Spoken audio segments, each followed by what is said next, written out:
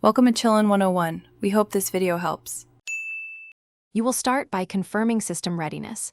Make sure Windows 10 or 11 is active and lock screen spotlight is enabled. Next, create a dedicated folder for the images so you can manage them easily and ensure your account has access. Once done, open File Explorer and turn on Hidden Items and File Extensions. This reveals the Spotlight cache.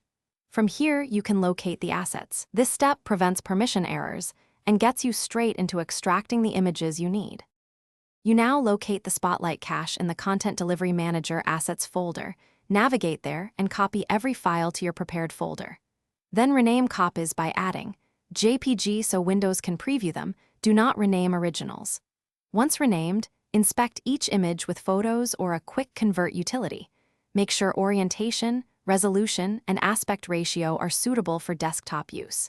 If an image is rotated or low-res, convert or discard it.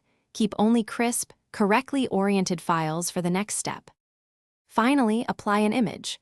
Right-click any converted JPG and choose Set as Desktop Background, or open Settings right arrow Personalization right arrow Background to select Single Image or Slideshow. Make sure images match your display's aspect ratio. 16:9 is common, so Windows doesn't crop unpredictably. If the photo disappears later, re-enable Spotlight in Lock Screen Settings, clear the Content Delivery Manager cache, and repeat the copy and rename process. This fixes permission or cache corruption.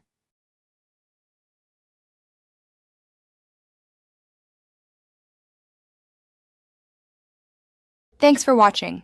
Consider subscribing if we helped you.